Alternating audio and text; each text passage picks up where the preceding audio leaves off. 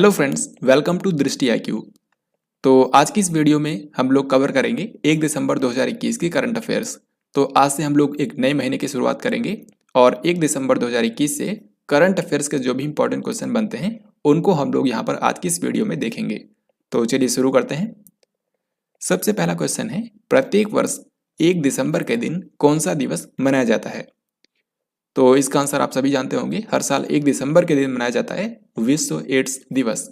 तो एड्स बीमारी के बारे में जागरूकता फैलाने के लिए 1 दिसंबर को मनाया जाता है वर्ल्ड एड्स डे। कई बार एग्जाम में पूछा गया है कि एड्स का फुल फॉर्म क्या होता है। तो याद रखिए, एड्स का फुल फॉर्म होता है acquired immunodeficiency syndrome. Acquired immunodeficiency syndrome. और ये जिस वायरस के कारण होता है उस वायरस का नाम है HIV वायरस। तो HIV वायरस के चलते एड्स बीमारी होती है। HIV का फुल फॉर्म होता है ह्यूमन इम्यूनोडिफिशियंसी वायरस। यानी कि ये जो वायरस है ये इंसानों के अंदर रोग प्रतिरोधक क्षमता को कम कर देता है। इसीलिए एड्स बीमारी को काफ़ी खतरनाक बीमारी माना जाता है, क्योंकि ये जिसको भी होती है उसका इम्यून सिस्टम काफ़ी वीक हो जाता है और जो नॉर्मल बीमारियां हैं उनको भी उसका शरीर आसानी से ठीक नहीं कर पाता है।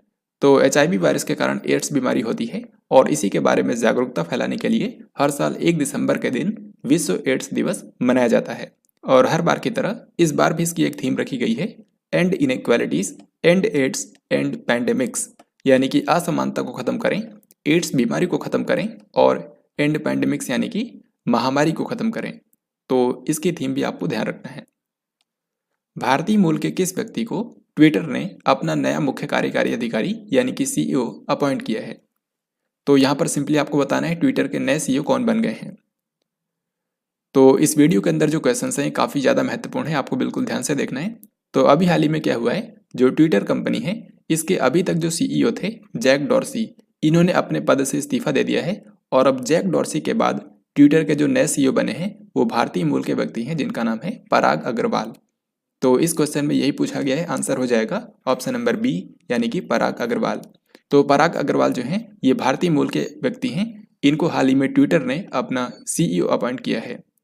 यहाँ पर मैं आपको बता दूं कि पराग अग्रवाल की ही तरह और भी कई सारी बड़ी कंपनियों के अंदर जो CEO हैं वो भारतीय मूल के व्यक्ति हैं, जैसे कि गूगल। न केवल गूगल बल्कि गूगल की जो पेरेंट कंपनी है जिसका नाम अल्फाबेट है, इन दोनों कंपनियों के CEO हैं भारतीय मूल के व्यक्ति सुंदर पिचाई। इसके अलावा माइक्रोसॉफ्ट के इस समय एग्जीक्यूटिव चेयरमैन हैं सत्य नडेला। इसके अलावा एडोब कंपनी के इस समय CEO हैं शांतनु नारायण, ये भी भारतीय मूल के व्यक्ति हैं। इसके अलावा जो मास्टर कार्ड कंपनी है इसके इस समय CEO हैं भारतीय मूल के व्यक्ति अजय पाल सिंह बंगा। इसी तरीके से जो IBM कंपनी है, IBM कंपनी में भी भारतीय मूल के CEO हैं जिनका नाम है अरविंद कृष्णा। तो इन सभी लोगों के बारे में आपको ध्यान रखना है, अक्सर इनके बारे में क्वेश्चन पूछे जाते हैं। तो अभी ट्विटर के नए CEO बन गए हैं भारतीय मूल के व्यक्ति पराग अग्रवाल, इन्होंने जैक डॉर्सी का स्थान लिया है। हाल ही में किस कंपनी ने भारत के पहले निजी तौर पर निर्मित क्रायोजेनिक रॉकेट इंजन का सफल परीक्षण किया है जिसका नाम है धवन-1? तो धवन-1 नाम का जो क्रायोजेनिक रॉकेट इंजन है इसको विकसित किया है स्काई रूट एरोस्पेस ने।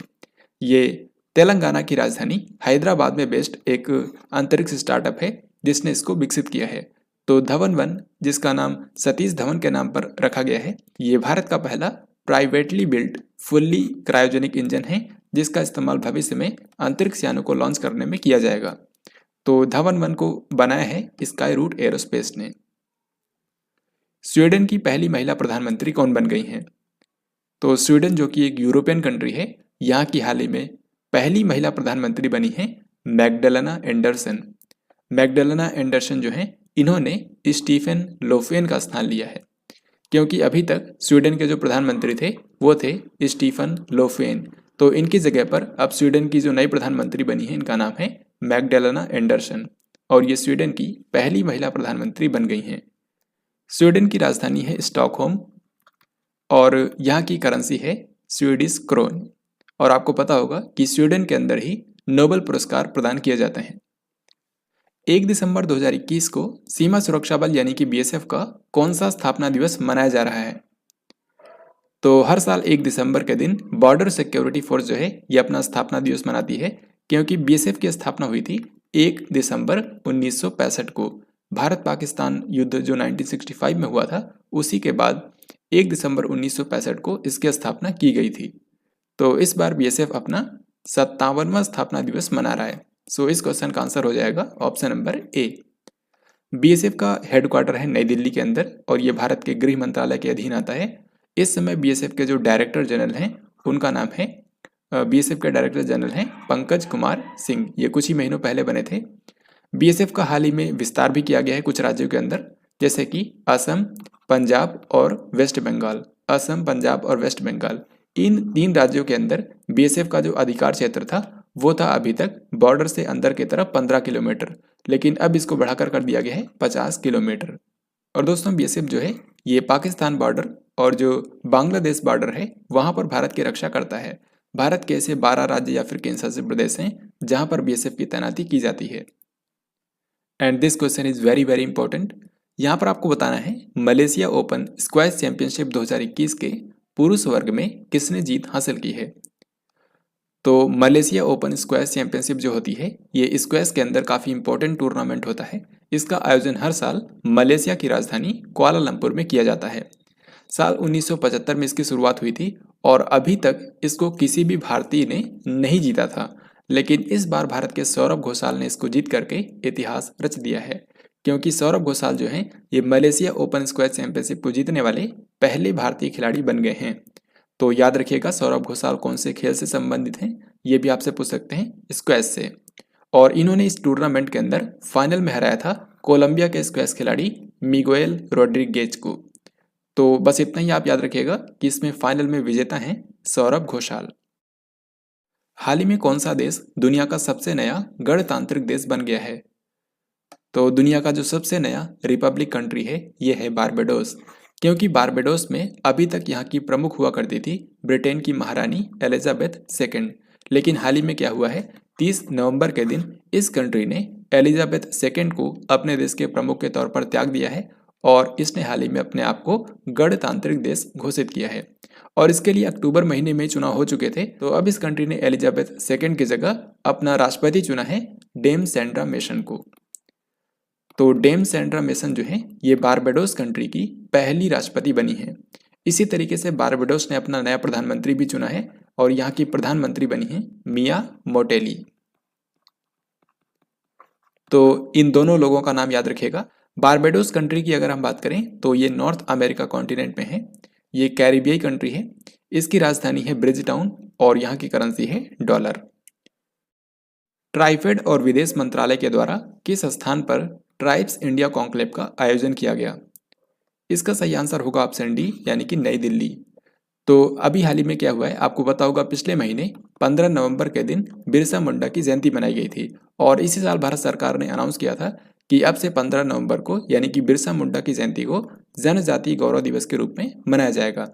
तो जनजातीय गौरव दिवस के उपलक्ष्य में ही भारत की ट्राइफेड ने, जो कि जनजातीय कार्य मंत्रालय के अधीन आती है, इसने 15 दिनों तक चलने वाला ट्राइफेड आदि महोत्सव का आयोजन किया था।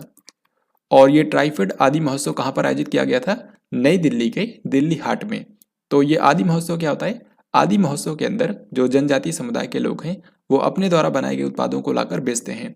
तो इसी तरीके से समय समय पर आदि महोत्सव का आयोजन जगह जगह पर किया जाता है। तो अभी जनजातीय गौरव दिवस के उपलक्ष्य में जो आयोजन किया गया है ये 16 से लेकर के 30 नवंबर तक 15 दिनों तक चला है।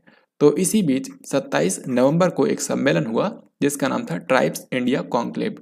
तो इसका आयोजन किया गया है नई दिल्ली के अंदर। तो इस तरीके से आपको इसको ध्यान रखना है। और एक चीज़ मैं आपको और बता दूं कि ट्राइफेड आदि महोत्सव का ब्रांड एम्बेसडर बनाया गया है मैरी कॉम को। भारत की जो मशहूर मुक्केबाज है मैरी कॉम, जो कि 6 बार की वर्ल्ड चैंपियन भी रही हैं, इनको अब ट्राइफेड आदि महोत्सव का ब्रांड एम्बेसडर बना दिया गया है। छठें ब्रिक्स फिल्म समारोह 2021 में सर्वश्रेष्ठ अभिनेता का पुरस्कार किसने जीता है। तो अगर आपने कल की वीडियो मेरी देखी होगी तो वहां पर मैंने आपको बताया था कि इस साल 52वें भारतीय अंतर्राष्ट्रीय फिल्म समारोह यानी कि international film festival of India, इसका आयोजन किया गया था गोवा की राजधानी पणजी में। और ऐसा इसी साल पहली बार हुआ है जब भारतीय अंतर्राष्ट्रीय फिल्म समारोह और ब्रिक्स फिल्म समारोह दोनों का आयोजन एक साथ एक ही जगह पर हुआ है, गोवा की राजधानी पणजी में। और जिस तरीके से मैंने आपको बताया था कि इस बार के 52वें भारतीय अंतर्राष्ट्रीय फिल्म समारोह में बेस्ट एक्टर का अवार्ड दिया गया है जितेंद्र जोशी को, उसी तरीके से ये जो ब्रिक्स फिल्म समारोह है इसमें बेस्ट एक्टर का अवार्ड दिया गया है अभिनेता धनुष को। सो इस क्वेश्चन का हमारा आंसर होगा ऑप्शन नंबर ए। तो दोनों को ही आपको याद रखना है, कोई भी आपसे पूछा जा सकता है। मैरियम वेबस्टर द्वारा किस शब्द को 2021 के लिए वर्ड ऑफ द ईयर घोषित किया गया है? मैरियम वेबस्टर जो है ये अमेरिका की एक डिक्शनरी प्रकाशित करने वाली कंपनी है। तो इसने हाल ही में 2021 के लिए word of the year declare किया है वैक्सीन को। वैक्सीन शब्द का इस्तेमाल इस साल काफ़ी ज़्यादा हुआ है, इसके चलते मैरियम वेबस्टर ने इस साल इसको वर्ड ऑफ द ईयर घोषित किया है। मैरियम वेबस्टर से पहले ऑक्सफोर्ड डिक्शनरी घोषित किया था वैक्स को, जो कि वैक्सीन का ही शॉर्ट फॉर्म है। और जो कॉलिंस डिक्शनरी है इन्होंने डिक्लेयर किया है NFT को, जिसका मतलब है नॉन फंजिबल टोकन्स। तो इन तीनों को आपको ध्यान रखना है। अब हम आगे बढ़ते हैं। इनमें से किस देश को वर्ष 2025 तक दुनिया का पहला तैरता हुआ शहर मिलने वाला है? तो दुनिया का जो पहला वर्ल्ड्स फर्स्ट फ्लोटिंग सिटी बनाई जा रही है ये बन रही है दक्षिण कोरिया के अंदर, और 2025 तक ये बनकर तैयार हो जाएगी। तो इस क्वेश्चन का हमारा आंसर होगा ऑप्शन नंबर डी। दक्षिण कोरिया का एक शहर है जिसका नाम है बुसान। तो इसी शहर के तट पर समुद्र के अंदर एक फ्लोटिंग सिटी बनाई जा रही है, और इस शहर को इस तरीके से बनाया जा रहा है कि अगर समुद्र तल ऊपर या नीचे भी होता है तो इस शहर पर कोई भी फर्क नहीं पड़ेगा। यहाँ तक कि भूकंप और सुनामी जैसी प्राकृतिक आपदाओं का भी इस शहर पर काफ़ी कम प्रभाव पड़ेगा। तो दुनिया का जो पहला फ्लोटिंग सिटी बनाया जा रहा है ये दक्षिण कोरिया के अंदर बुसान शहर के तट पर बनाया जा रहा है। दक्षिण कोरिया की राजधानी है सियोल और यहाँ की करेंसी है वॉन। साथ ही आपको बता दूं दक्षिण कोरिया के इस समय राष्ट्रपति हैं मून जाए इन। और दोस्तों दक्षिण कोरिया की एक फिल्म है जिसका नाम है पैरासाइट। पैरासाइट साल 2020 में इसी ने ऑस्कर पुरस्कारों में बेस्ट फिल्म का पुरस्कार जीता था। साथ ही में इसी फिल्म के जो डायरेक्टर थे बोंग जून हो, इनको बेस्ट डायरेक्टर का पुरस्कार मिला था।